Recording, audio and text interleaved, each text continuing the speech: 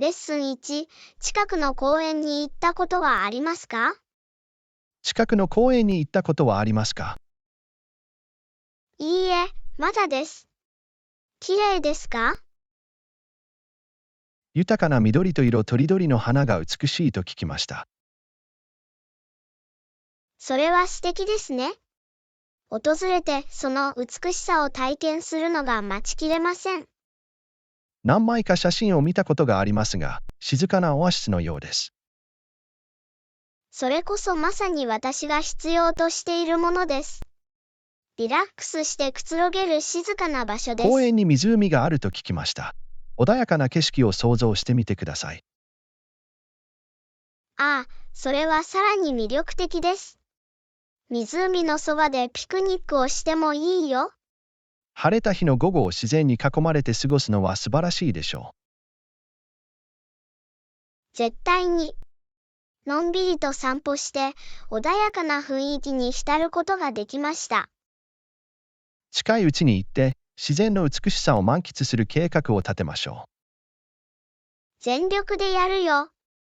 近くの公園の素晴らしさを発見する時が来ました。アンナと一緒に探求するのが待ちきれません。すごいことになるよ。レッスンにおすすめの観光名所を教えてもらえますか？さて、公共交通機関で行けるおすすめの観光名所を教えてもらえますか？承知しました。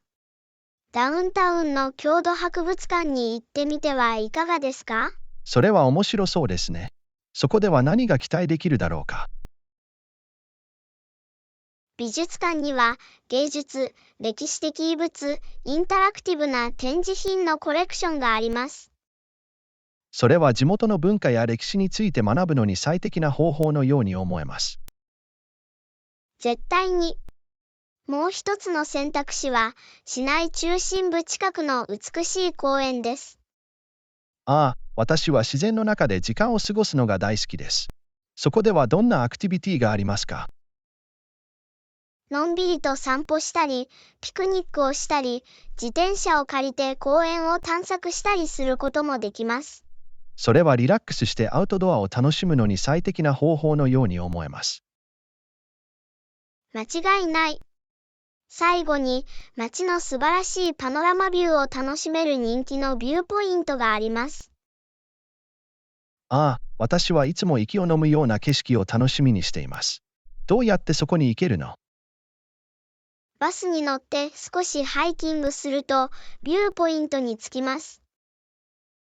それは実行可能に聞こえます。こんな見晴らしのいいところから街を見るのが楽しみだ。興味を持ってくれて嬉しいです。これらのアトラクションは思い出に残る体験になるはずです。アンナ、推薦ありがとうございます。探検するのが待ちきれません。どういたしまして、ジョン街を探索する時間を楽しんでください。教訓3、キャンペーンについて話し合うべきだ。こんにちは、アンナ。私たちのキャンペーンについて話し合うべきだ。私たちの調査によると、このキャンペーンは若い専門家にも届くはずです。それは面白い。顧客にアピールできるようにキャンペーンを調整するにはどうすればよいでしょうか。私たちは、お客様のキャリアアップのために当社製品がもたらすメリットを紹介することに集中できます。いいアイディアだ。私たちの製品がどのように彼らの職業生活を向上させることができるかを強調すべきです。まさに。また、若い専門家に人気のソーシャルメディアプラットフォームも使用できます。これは、より多くの視聴者にリーチするための優れた方法です。他にどのような戦略が考えられますか？若い専門家の間で強い支持を得ているインフルエンサーとコラボレーションすることができます。素晴らしい提案です。彼らの支持はキャンペーンの成功に大きく影響します。さらに、若い専門家専用の特別割引やインセンティブを提供することもできます。これは独占感を生み出し、注目を集めるためのスマートな方法です。同意した。また、魅力的で視覚的に魅力的なコンテンツの作成にも注力すべきです。絶対に。目を引くビジュアルと簡潔なメッセージは彼らの興味を引くでしょう。そして、満足している若いプロの顧客からのお客様の声の力を忘れないようにしましょ本当。肯定的なレビューと成功事例は信頼と信頼を築きます。全体として、若い専門家を効果的にターゲットにすることで、キャンペーンが成功する可能性が高くなります。私たちの戦略は彼らの共感を呼ぶと確信しています。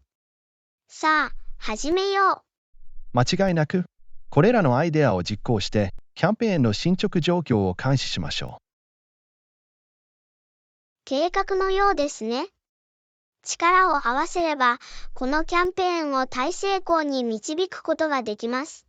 教訓4、旅行中に宿泊費が高すぎる可能性がある。旅行中に宿泊費が高すぎるのではないかと心配です。わかりました。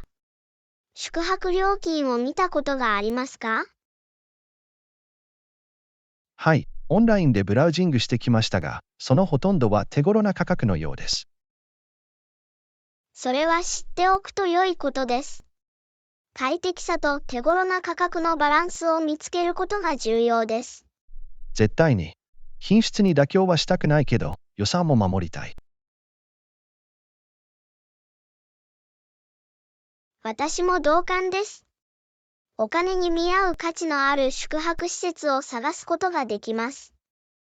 ゲストハウスやベッド&ブレックファーストの部屋を予約することを検討できるかもしれません。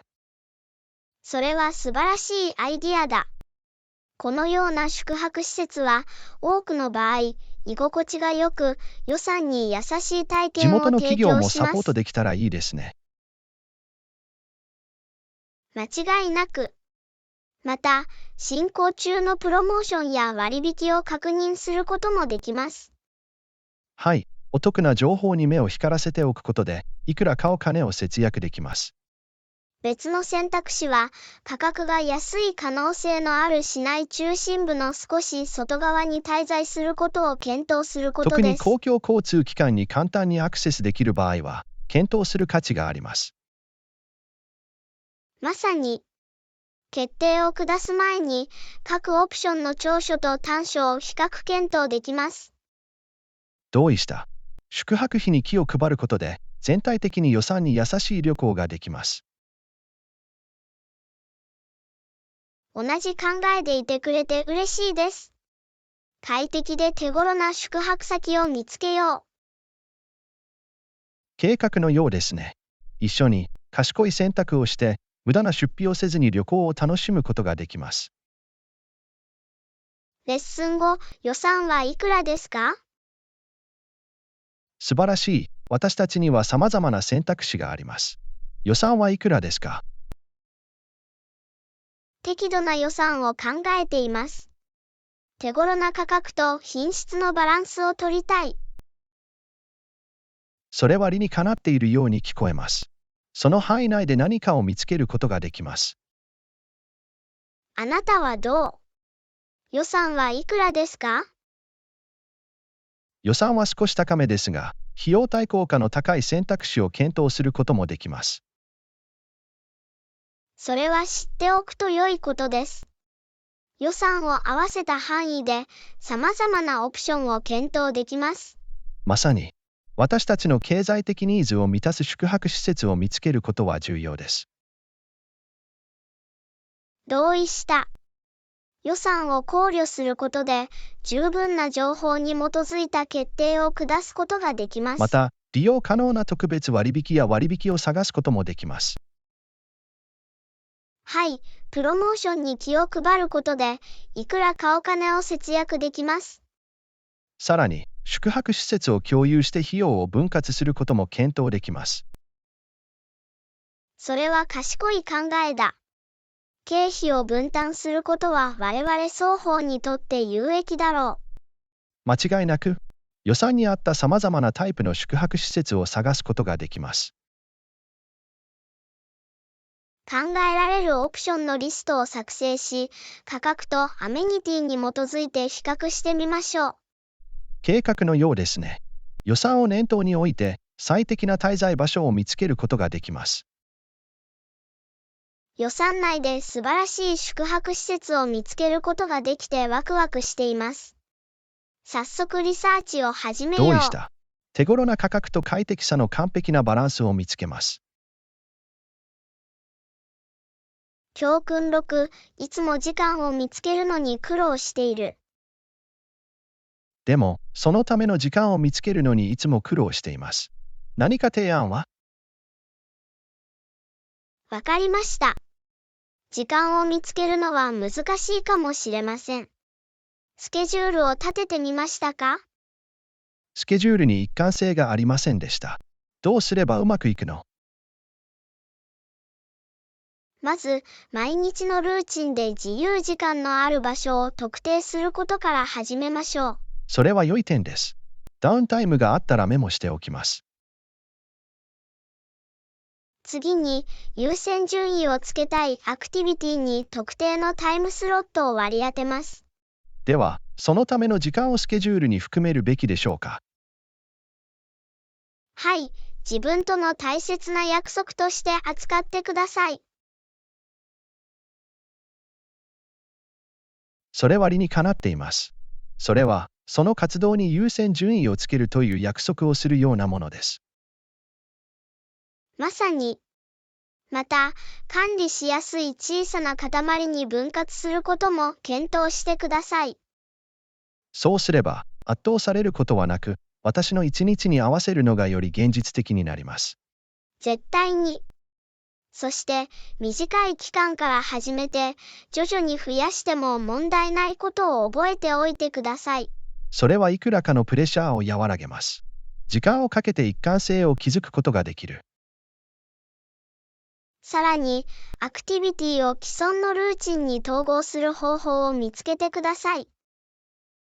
それはいい考えだ。もしかしたら、すでに定期的にやっていることと組み合わせることができるかもしれない。はい、そうすれば習慣にしやすくなります。これらの提案に感謝します、アンナ。試してみて、どのように機能するか見てみます。どういたしまして、ジョン・これらの戦略があれば、時間を見つけるのがより管理しやすくなると思います。やる気が出てきた。ご協力とご指導ありがとうございます。いつでもいいジョン、あなたにとって大切なことに時間を割けるようサポートします。レッスン7、パスポートとビザの準備はできていますか？パスポートとビザの準備はできていますか？はい、事前にパスポートの更新をしておきました。いい考えだ。パスポートがまだ有効か確認しないといけない。すぐにやってください。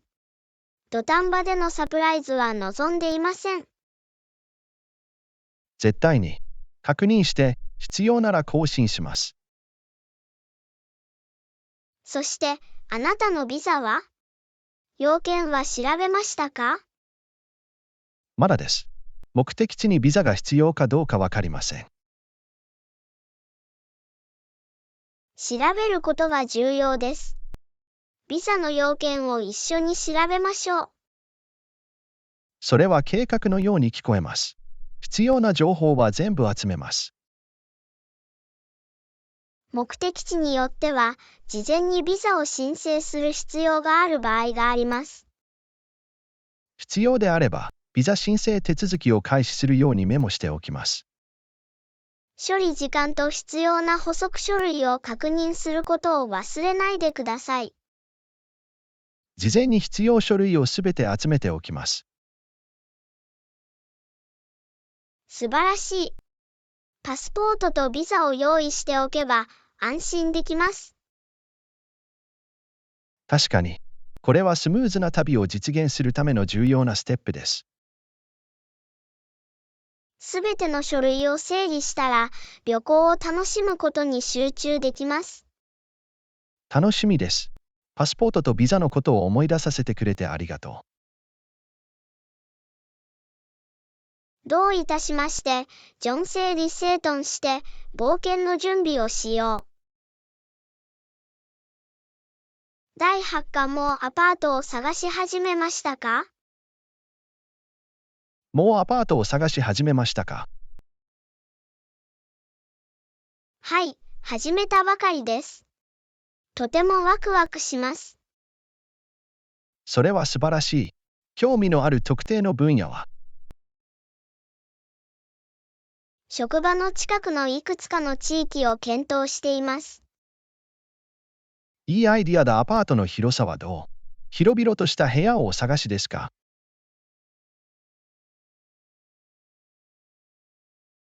私は居心地の良い場所が好きで、大きすぎない場所が好きです。わかりやすい。そして予算は？限度額は設定してますか？はい、予算は考えています。使いすぎはしたくない。それは賢いことです。財政的に責任を持つことは重要です。絶対に。お金をかけずに自分のニーズに合った場所を見つけたいです。完全に同意します。時間をかけて様々なオプションを検討してください。あなたにぴったりのアパートが見つかるでしょう。ありがとう。探し続けて、理想の家がすぐに見つかるといいな。アパート探しで頑張ってください。何か助けが必要な場合はお知らせください。ありがとう、ジョン。ご支援に感謝します。第9課、ここからタクシーに乗るのはどう？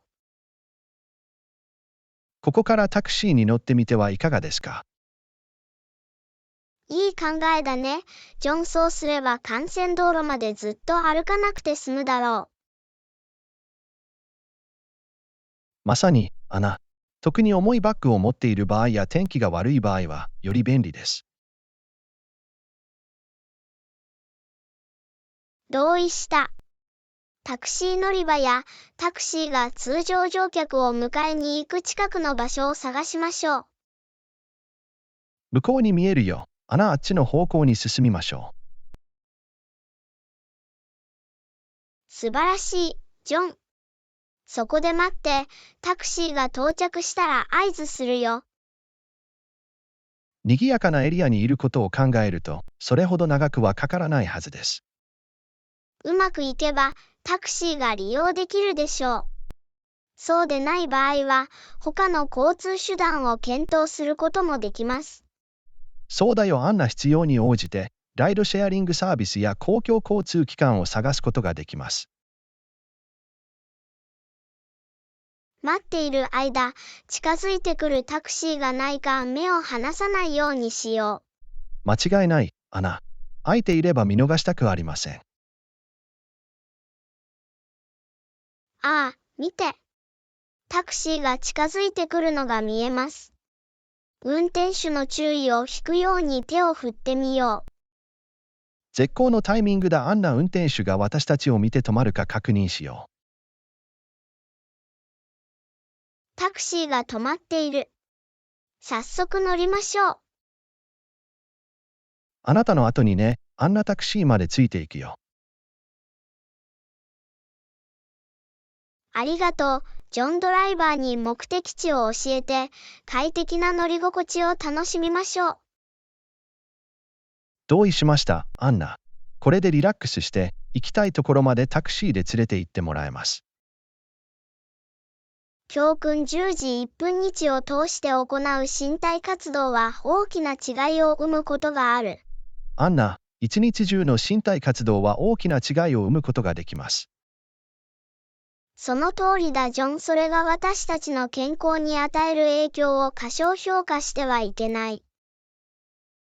絶対に。エネルギーを高め、気分を改善し、健康的な体重を維持するのに役立ちます。私も同感です。私たちは自分が楽しむ活動を見つけて、それを日常の一部にすべきだ。歩いたり、階段を使ったり、ストレッチをしたりといった小さな一歩を踏み出すと、足し合わさることがあります。間違いなく。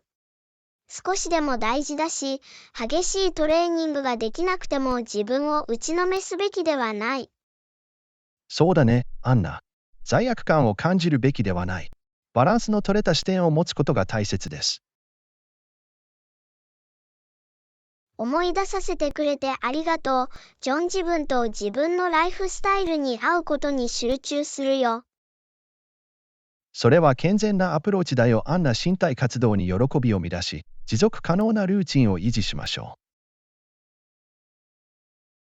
そうするよ、ジョン。それは幸福感を高めることであって、自分自身にプレッシャーや罪悪感を抱かせることではない。まさに、アナ。小さな一歩がポジティブな変化につながります。自分を大切にして、そのプロセスを楽しんでください。教訓11、今日、私たちのオンラインプレゼンスはますます重要になっています。面白そうだね、アナ。何を考えているの？さて、最近、私たちのオンラインプレゼンスがますます重要になっていることに気づきました。そうだね、アンナ。ソーシャルメディアとデジタルプラットフォームの台頭により、オンラインイメージを管理することは極めて重要です。まさに、私たちのオンラインプレゼンスは、私たちの個人生活や職業生活に様々な形で影響を与それはえる可能本当です。性があります。雇用機会、人脈作り、さらには人間関係にも影響を与える可能性があります。オンラインプレゼンスをどのように活用できるかを考えてきました。いいアイディアだね。アンナ。ポジティブで本物のオンラインイメージをキュレーションすることは不可欠です。成果の共有とプライバシーの維持のバランスを取るべきだと思います。絶対に。私たちが投稿する内容に注意し、他の人と積極的に関わることは、違いを生むことができます。また、プライバシー設定を常に最新の状態に保ち、共有する内容に注意することも重要だとアンナ。思います。これ以上同意できない。デジタル時代には、個人情報を保護することが極めて重要です。オンラインでの存在感を意識することで、強固でプロフェッショナルなイメージを構築することができます。これは継続的なプロセスですが、適切なアプローチを取れば、オンラインプレゼンスをうまく機能させることができます。それが目標だ。ジョン。インターネットの力を活用して、私たちの生活にプラスの影響を与えましょう。それには賛成だよ。アンナ。オンラインでの存在感を意識して、有利に働かせましょレッスン12、街で新しいカフェを見つけた。う。アンナ。街で新しいカフェを見つけたよ。雰囲気は完璧で、コーヒーも素晴らしいです。いいですね、ジョン。週末も開いてるの？いいえ、残念ながら月曜日から金曜日までしか営業していません。平日のカフェです。ああ、それは残念だ。週末に訪れたいと思っていました。わかるよ。アンナ。平日のお出かけの計画はまだできますよ。日常から離れて素敵な休憩になるよ。その通りだ、ジョン。仕事の前にカフェで一日を始めるのは気分転換になるかもしれない。絶対に。美味しいコーヒーを飲みながら朝をポジティブにスタートできます。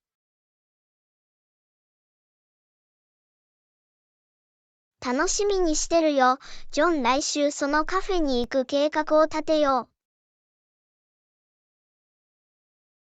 計画みたいだな。アンナ。平日にコーヒーアドベンチャーをして、その体験を味わいます。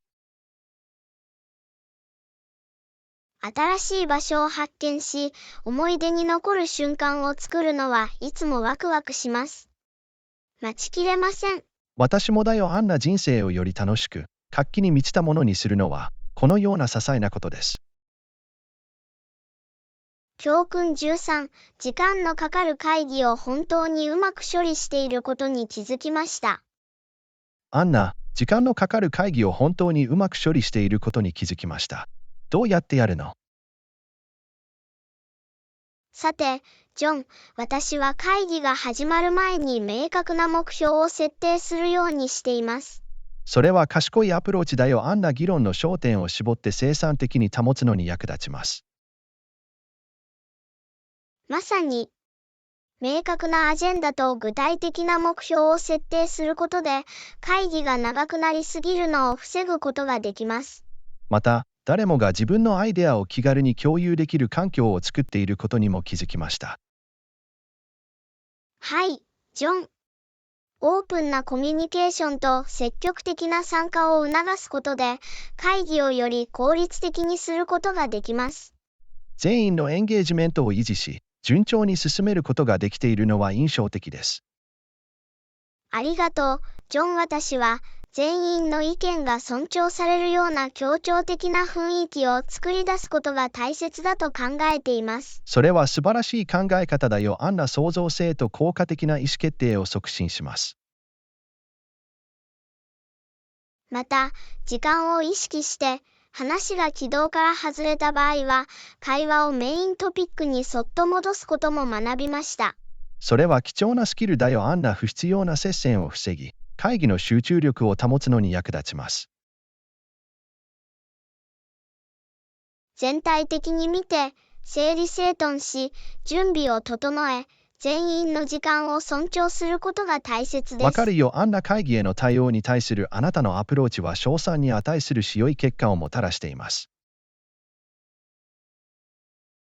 ありがとう、ジョン。効率的な会議は、より生産的な職場環境につながると思います。アンナ、これ以上同意できない。君の戦略は刺激的だ。自分の会議にも必ず適用するよ。それを聞いて嬉しいよ、ジョン。きっと効率的かつ効果的に会議をこなせると思います。アンナ、信頼してくれてありがとう。これからもお互いから学び、成功するコラボレーションを作りましょう。教訓14、生産性を高め、先延ばしにならないように努めてきた。アンナ、ずっと生産性を上げて、先延ばしにならないように努めてきたの。何かアドバイスはありますか？間違いない、ジョン。私が役に立つと思う戦略の一つは、タスクを小さく管理しやすいステップに分けることです。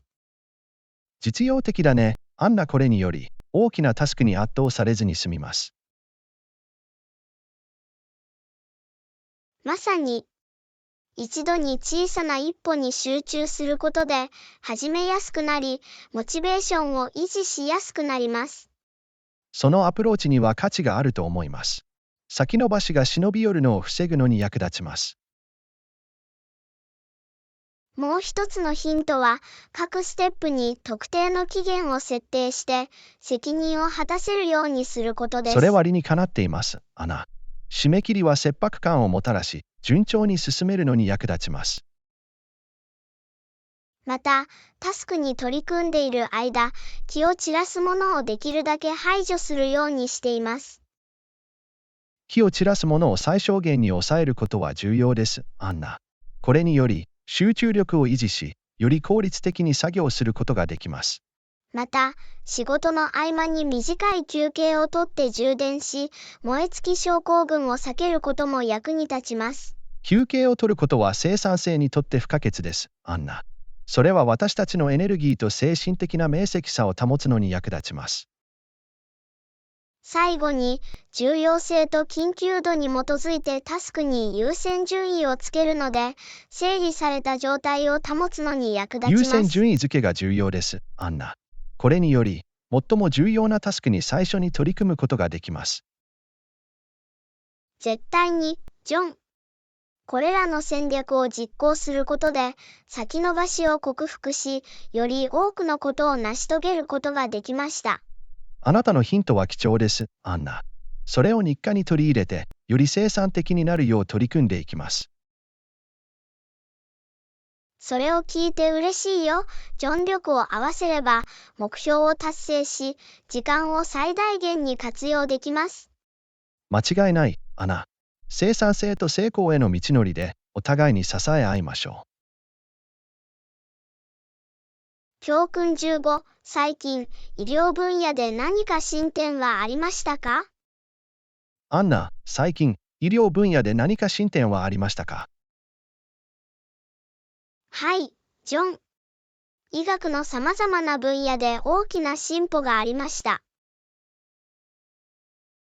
それは魅力的だよ。アンナ、いくつか例を挙げていただけますか？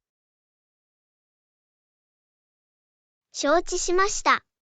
注目すべき進展の一つは、個別化医療と遺伝子治療の進歩です。個別化医療は有望ですね。その仕組みはどうなっているの？これには、個人の特定の遺伝子構成と特徴に合わせて治療を調整することが含まれます。それは信じられない。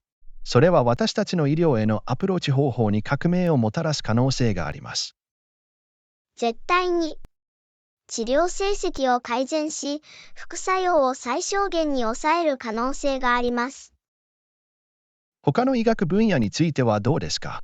特筆すべき進歩はありますか？もう一つの進歩分野は、人工知能と機械学習の分野です。人工知能は医療にどのように貢献するのか？ AI は膨大な量の医療データを分析し、診断、予測、治療計画を支援することができます。それは印象的です。これにより、医療介入の正確性と効率性が向上する可能性があります。間違いなく、AI は医療従事者を支援し、患者ケアを改善する可能性を秘めています。アンナ、他に何か話したいことはある？もう一つの大きな進歩は、再生医療と組織工学の分野です。それは興味をそそられます。どういう仕組みなの？科学者たちは、移植を目的とした実験室での組織や臓器の増殖を進めています。それは驚くべきことです。ドナー臓器の不足を解消できる可能性がある。はい、臓器移植を必要とする患者に希望を与え、この分野に革命をもたらす可能性があります。アンナ、これらのエキサイティングな開発を共有してくれてありがとう。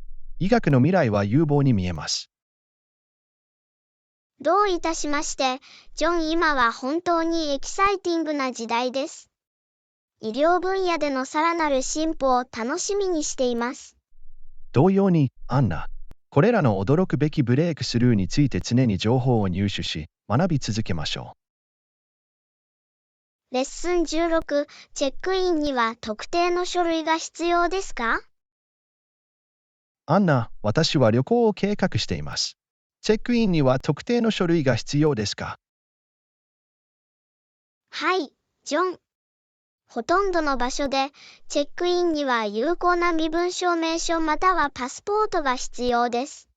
それは理にかなっています。パスポートは必ず持っていくよ。いい考えだね。ジョン。常に準備をして、必要な書類を手元に用意しておいた方がいいです。同意します、アナ。適切な身分証明書を持っていることは旅行プロセスの重要な部分です。絶対に。これにより、スムーズなチェックインと規制の遵守が保証されます。問題が発生しないように、旅行前にパスポートの有効性を再確認します。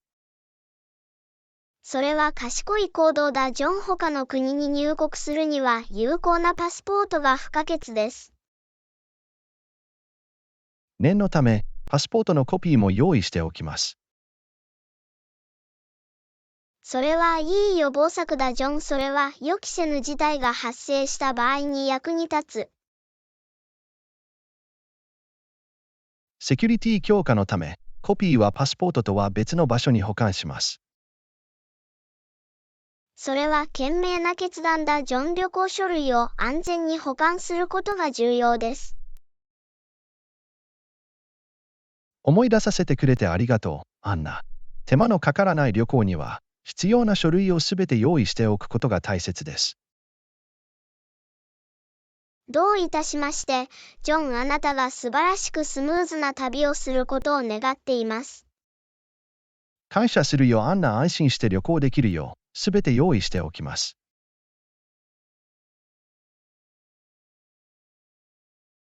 レッスン17、ワークアウトのルーチンを確立しようとしてきた。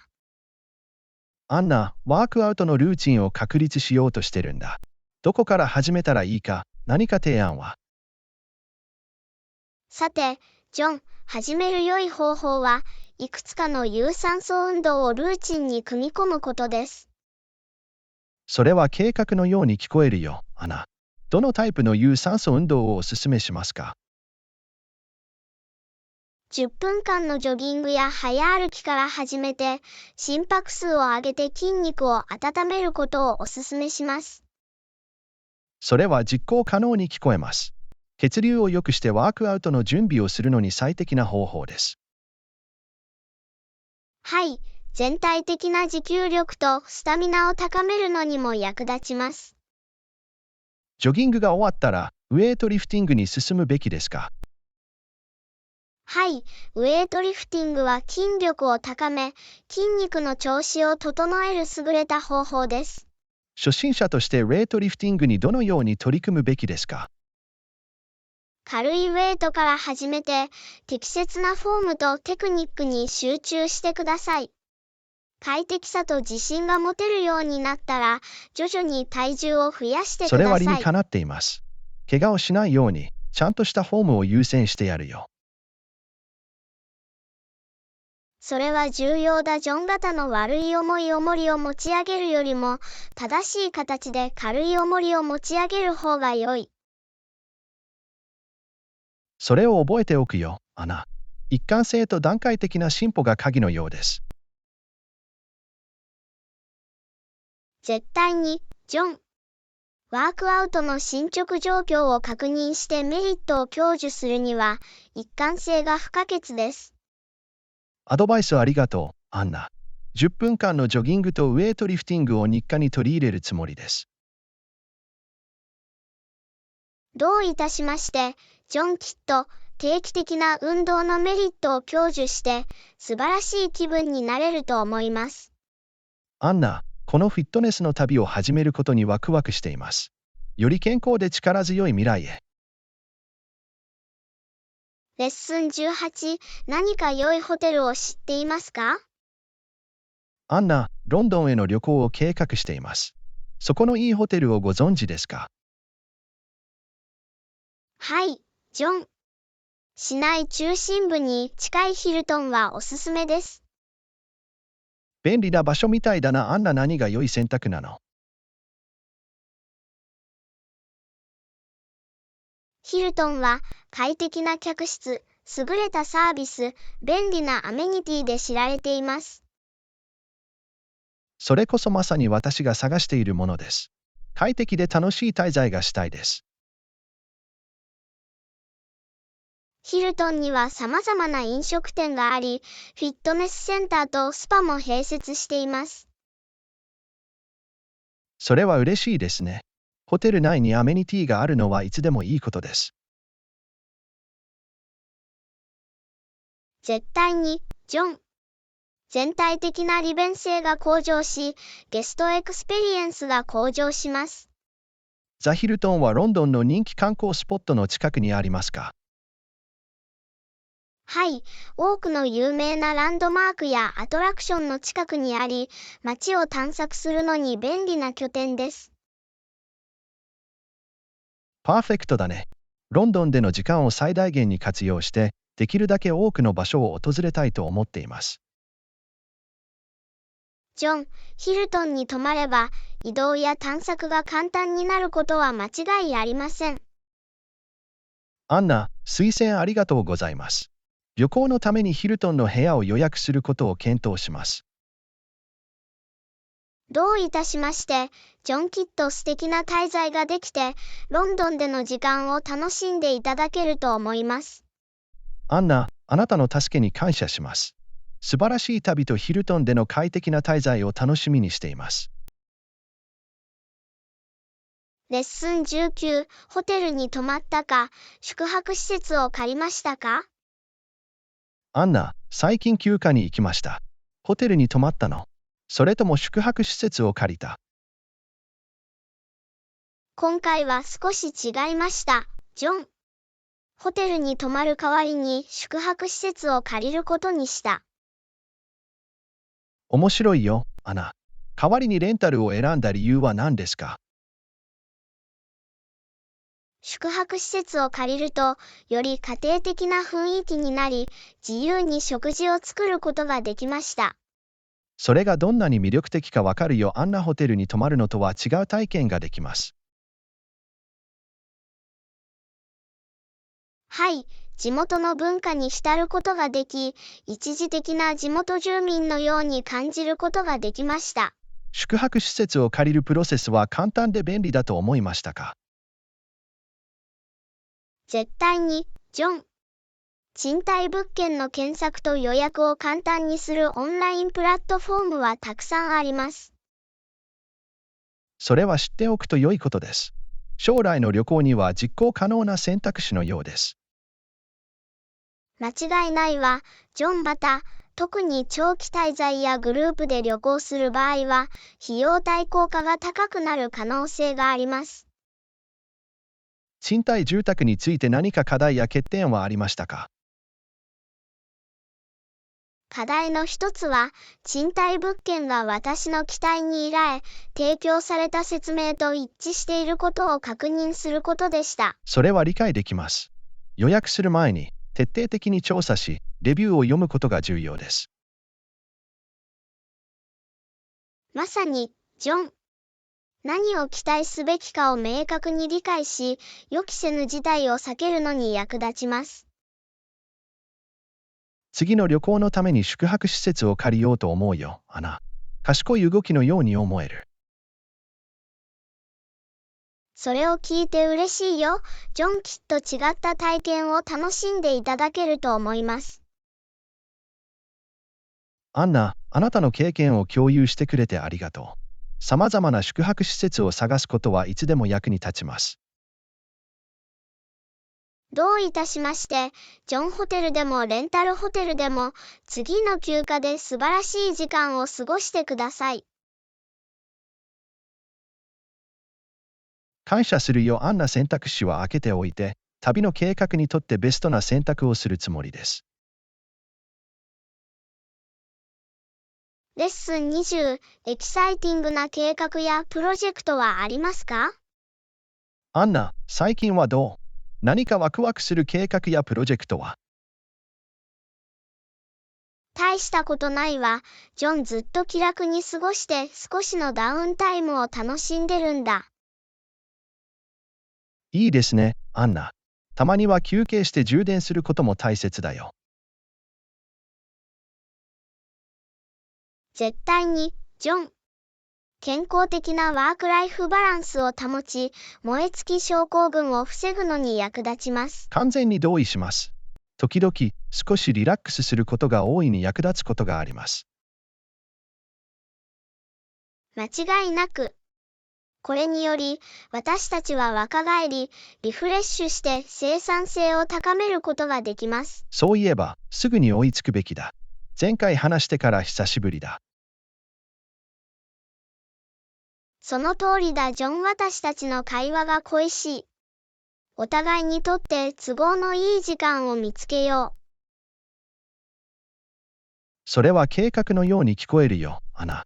キャッチアップセッションのスケジュールを立てるために、すぐに連絡します。それは素晴らしい、ジョン。あなたの最近の経験や最新情報について聞くのを楽しみにしています。同様に、アンナ。共有して再接続できたらいいですね。気をつけて、すぐに話してください。あなたもよ、ジョン気をつけて元気でいてください。私たちの会話を楽しみにしています。第21回今まで作品を上演したり展示したりしたことはありますか？アンナ、あなたの最近のアートワークのいくつかをオンラインで見ました。いい選択だね。作品を上演したり展示したりしたことはありますか？ありがとう、ジョン。はい、地元のいくつかのギャラリーで作品を展示する機会がありました。素晴らしい、アナ。あなたの作品を展示することはやりがいのある経験になるに違いありません。間違いないわ。ジョン自分の作品を紹介したり、他の人からフィードバックをもらったりするチャンスです。ライブイベントやショーで作品を演奏したことはありますか？はい、私はいくつかのアートフェアやライブペインティングイベントに参加し、観客の前でアートを制作しています。ワクワクしそうだね、アナ。アートを演奏するということは、クリエイティブなプロセスに独特のダイナミクスを加えるものでなければなりません。絶対に、ジョン。視聴者と交流し、芸術の旅をリアルタイムで分かち合うことができます。今後の展覧会や講演の予定はありますか？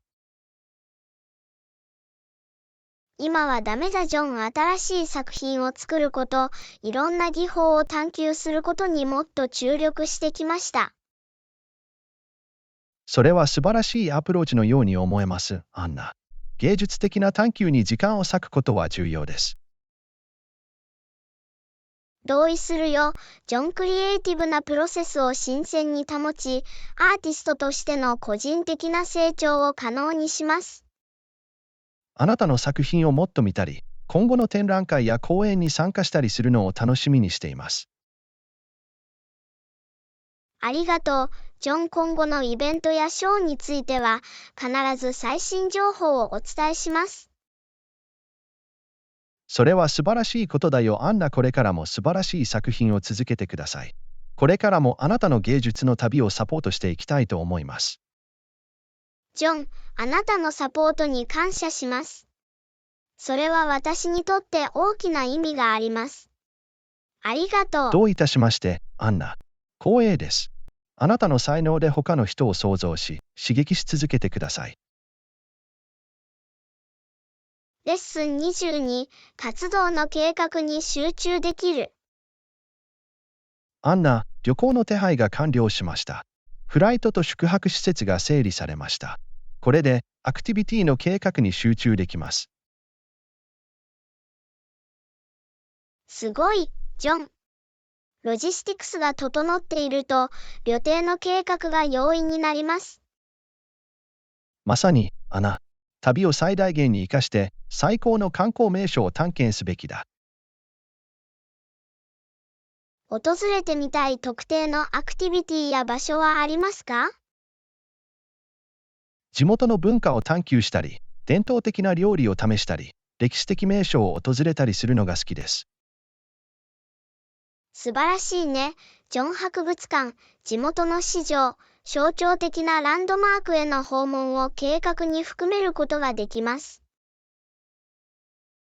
また、近くの美しいハイキングコースや景勝地についても聞いたことがあります。自然の中で時間を過ごすのもいいですね。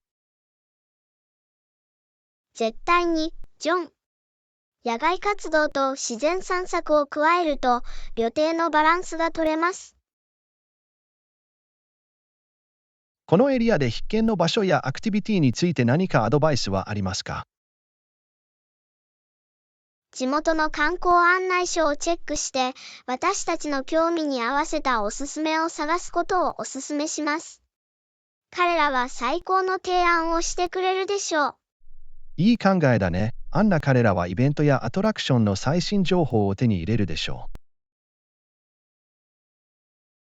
また、自発的な発見や地元のおすすめができる余地がある程度余裕を持って、計画には柔軟に対応する必要があります。完全に同意します、アナ。隠された宝石や予期せぬ体験に出くわすのはいつもワクワクします。予定外の冒険に備えて、スケジュールに空き時間を残しておきましょう。絶対に、アンナ。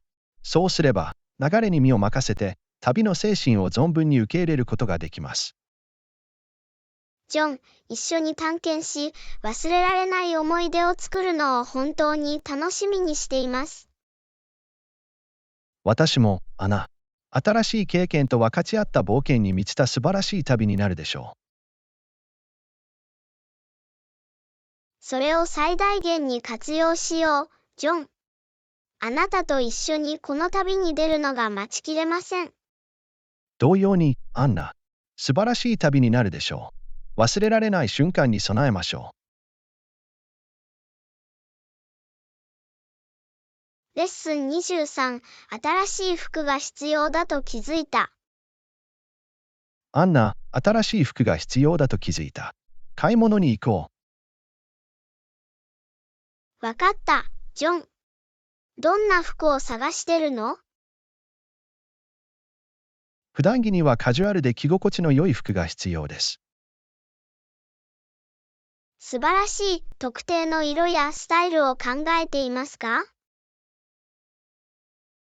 私は黒、グレー、ネイビーなどのニュートラルな色が好きです。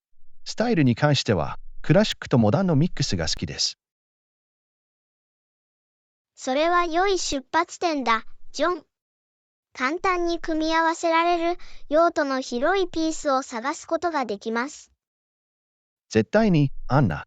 スタイリッシュで機能的なワードローブを作りたいです。まず、この地域で人気のある衣料品店をチェックすることから始めましょう。計画みたいだな。アンナ。いろんな店を見て回って、いろんなスタイルを試すことにオープンなんだ。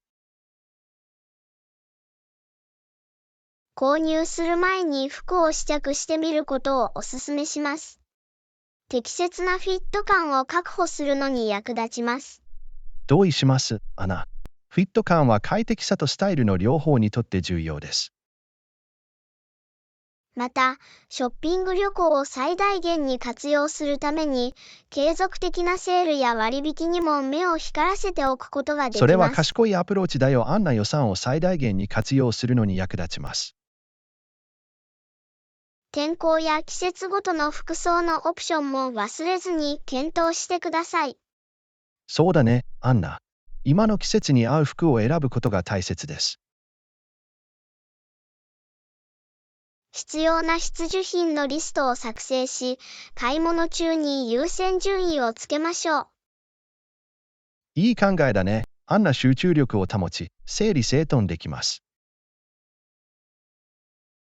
ジョン、ワードローブに新しく加わった素晴らしいアイテムを見つけるお手伝いをするのを楽しみにしています。ありがとう、アンナ。あなたの援助とファッションセンスは大歓迎です。嬉しいよ、ジョン。この買い物旅行を楽しく有意義なものにしよう。絶対に、アンナ。あなたの力を借りて私のワードローブを刷新できることにワクワクしています。早速始めましょう。教訓24、新しい仕事を始めたばかりで、プロ仕様の服が必要です。アンナ、ワクワクするようなニュースがあるんだ。新しい仕事を始めたばかりで、プロ仕様の服が必要です。おめでとう、ジョン。それは素晴らしいニュースだ。良い印象を与えるには、プロ並みの服装が重要です。ありがとう、アンナ。職場にふさわしい服装をしていることを確認したい。間違いなく。ドレスコードや特定の要件があるかどうかを確認しましたか？はい、同社はビジネスカジュアルのドレスコードについて言及しました。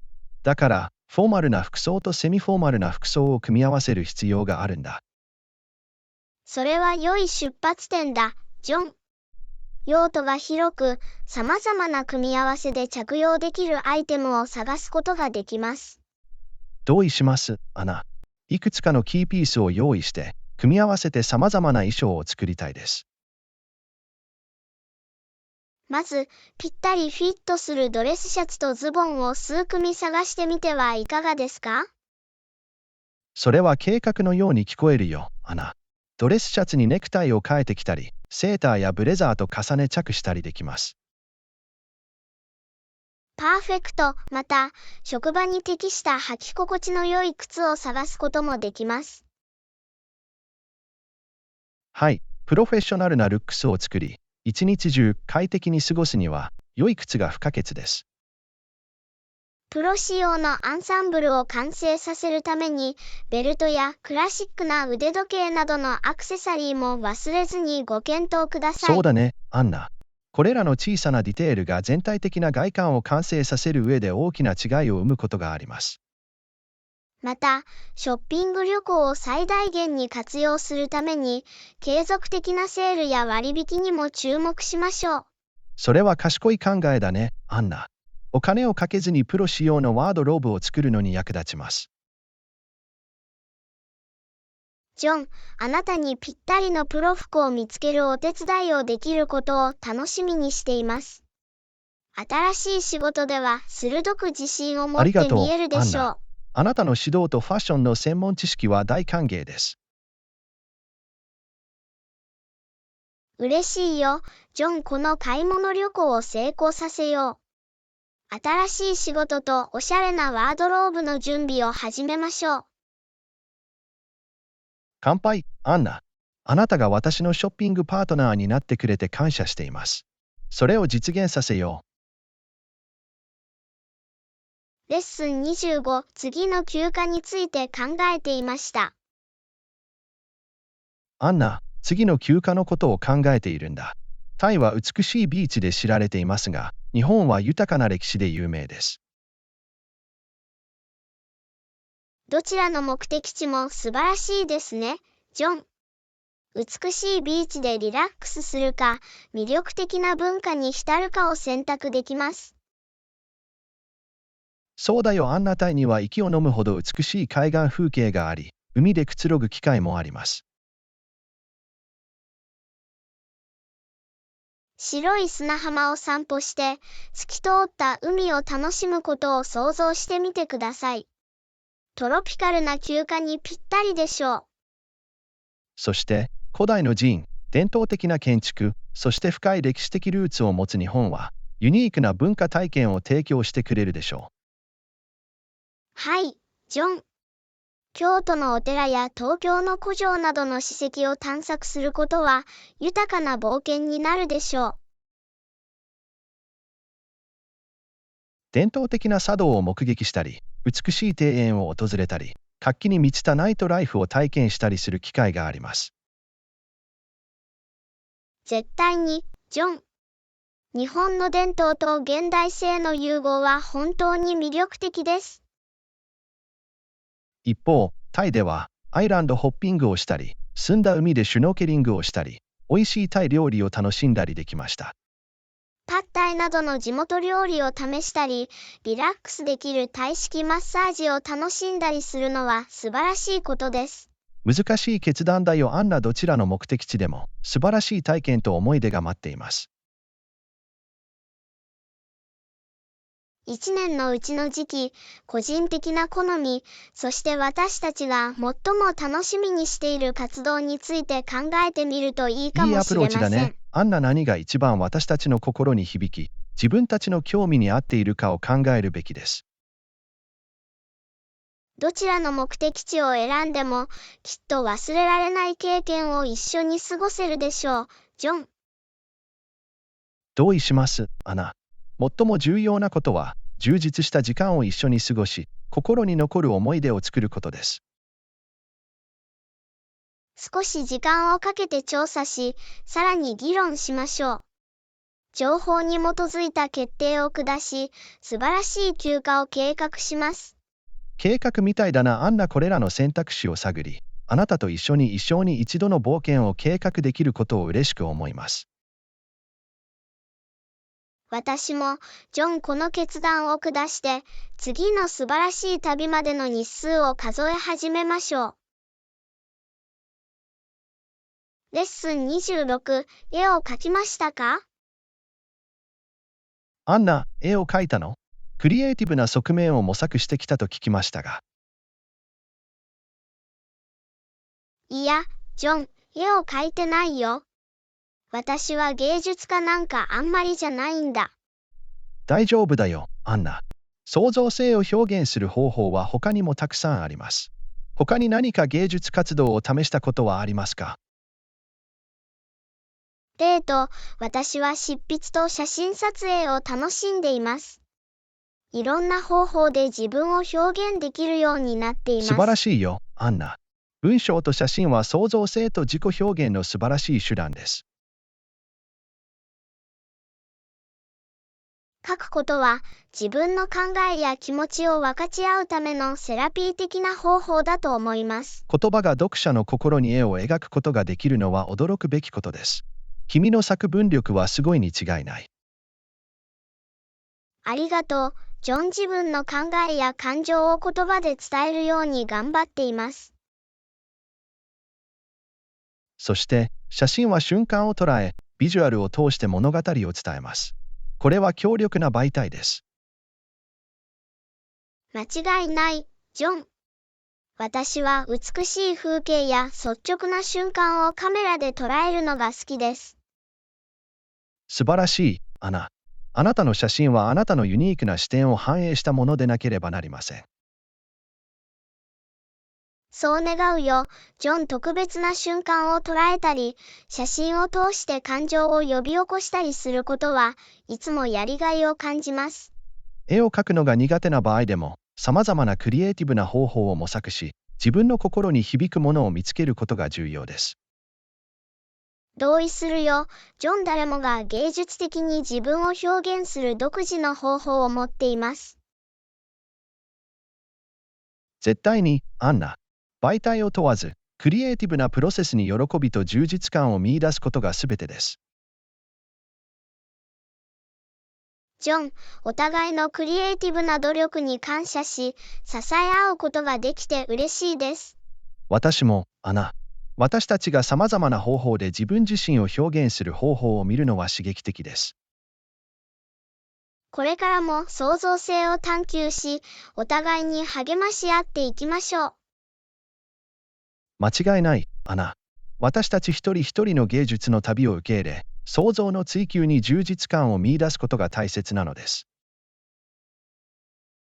レッスン27、モルディブに行ったことはありますか？アンナ、モルディブに行ったことある。手つかずの海と白い砂浜があると聞きました。いいえ、ジョン、まだ行ったことはありませんが、間違いなく私の旅行のバケットリストに載っています。写真を見たことがありますが、ターコイズブルーの海と粉っぽい白い砂浜は本当に素晴らしいです。トロピカルパラダイスのようだ、ジョン。それがどれほどリラックスして美しいか想像できるよ。はい、アンナ。モルディブは息を飲むような自然の美しさと豪華なリゾートで知られています。海中の世界も素晴らしく、色とりどりのサンゴ礁や多様な海洋生物が生息していると聞きました。そうだね、アンナ。モルディブでのシュノーケリングやダイビングは、自然愛好家にとっては夢の実現でしょう。そして、ビーチでくつろいだり、つま先で柔らかい砂を感じたり、日光浴をしたりすることを想像してみてください。喧騒から離れて、リラックスして自然の静けさを楽しむのに最適な場所です。美しい景色を眺めながら、爽やかなドリンクを飲んでいる自分の姿がもう想像できます。そして、穏やかな波の音を聞きながら、海岸線をのんびりと散歩します。いつか必ずそこへの旅行を計画すべきだ、ジョン。忘れられない経験になるでしょう。同意します、アナ。モルディブを訪れ、南国の楽園で思い出を作ることを目標にしよう。その日が来るのが待ちきれないよ、ジョン。私たち二人にとって夢のような休暇になるでしょう。絶対に、アンナ。モルディブの手つかずの海と白い砂浜を探検する未来の冒険に出かけよう。教訓28、ストレス管理は私たちの多くにとって大変なことです。アンナ、ストレスを管理することは私たちの多くにとって大変なことです。それを管理するために何をしてきましたか？さて、ジョン、私はいくつかの異なることを試してきました。私が助けになることの一つは、マインドフルネスと瞑想を実それは践する素晴らことです。しいです、アナ。時間をかけて現在の瞬間に集中することで、確かにストレスを軽減できます。そうですね。混乱の中で心を鎮め、心の落ち着きを取り戻すことができます。私は圧倒されていると感じた時に深呼吸のエクササイズを試してきました。リラックスして明晰さを取り戻すのに役立ちます。ジョン、深呼吸はシンプルで効果的なテクニックです。こんなにベーシックなものがポジティブな影響を与えるなんて驚きです。絶対に、アンナ。もう一つやってきたことは、ランニングやヨガなど、定期的な運動をすることです。エクササイズは緊張をほぐし、気分を良くするホルモンであるエンドルフィンを高めるのに最適な方法です。本当にそうだよ、アンナ。良いトレーニングをした後、達成感とポジティブさの高まりを感じます。また、セルフケアとリラクゼーションを優先するように努めています。自分のために時間を取り、自分が楽しんでいることをすることで、元気を取り戻すことがそれは重できます。要です、アナ。ストレスにうまく対処するには、自分の面倒を見る必要があります。間違いない、ジョン。そして、愛する人と話したり、必要な時にサポートを求めたりすることは、私にとってサポー助けになトシステムりました。が不可欠だよ、アンナ。自分の考えや気持ちを分かち合うことで、慰めや視点を得ることができます。まさに、ジョン。苦労しているのは私たちだけではないことを知って心強いです。みんな一緒にやってるんだ、アンナ。ストレスを管理し、自分の面倒を見る方法を見つける方法を見るのは心強いことです。絶対に、ジョン。積極的に様々なテクニックを模索することで、ストレス管理のための効果的な戦略を立てることができます。アンナ、これからも私たちの幸福を優先し、この旅でお互いを支え合いましょこれ以上は同意できないわ。ジョン。バランスを見つけ、健康的で持続可能な方法でストレスを管理することが大切です。レッスン29、休暇が始まるのが待ちきれない。う。アンナ、いろいろな計画を立てたので、休暇が始まるのが待ちきれません。私も同じように感じます、ジョン。エキサイティングで思い出に残る休暇になるよ。絶対に、アンナ。新しい場所を探検して、一緒に素敵な思い出を作れるのを楽しみにしています。私も、ジョン。これからどんな冒険をして、どんな経験を分かち合うか、もう想像できるよ。毎日のルーティンから離れてリフレッシュし、元気を取り戻すチャンスになるでしょう。同意そして一するよ。番素晴らしジョン。いのは、普段の旅生活からの間ずっとお離れ、互いに仲間がで新しいきることです。環境に身を置くのは元気になります。それがそれをさらに特別なものにしているのです、ジョン。あなたがそばにいてくれると、すべての経験がより有意義になります。同様に、アンナ。私たちは素晴らしいチームを作っています。あなたが私の旅の道連れになってくれて感謝しています。ありがとう、ジョン。私も同じように感じます。一緒に、この休暇を本当に忘れられないものにしましょう。それでは、アンナ、日数をカウントダウンして、信じられないほどの冒険の準備をしましょ絶対に、ジョン。時は過ぎ去り、いつの間にか私たちは待望の休暇に乗り出すことになる。う。期待と興奮が高まる中、アンナ。私たちの休暇は素晴らしいものになるでしょこれ以上は同意できないわ、ジョン。それを最大限に生かして、一瞬一瞬を楽しみましょう。教訓30、価格もリーズナブルでしたか？アンナ、さっき買い物に行ったって言ってたよね。価格もリーズナブルでしたか？はい、ジョン。その値段には嬉しい驚きを覚えました。かなりリーズナブルでした。知ってよかったよ。お得な情報を見つけることができて、お金をかけずに済むのはいつでもいいことです。絶対に、ジョン。お金に見合う価値を得ていると感じると、ショッピング体験がさらに楽しくなります。同意します、アナ。品質と手頃な価格のバランスを取ることが重要です。そして、言っておかなければならないのは、セールと割引が間違いなくお買い得品を手に入れるのに役立ったおまというけだよ、ことです。セールや割引を利用すると、余分なお金を節約できます。購入する前に、必ず価格を比較し、最もお得な価格を探しました。賢い動きだ、リサーチをして、一番安い値段を探し回るのが賢明です。はい、ジョン。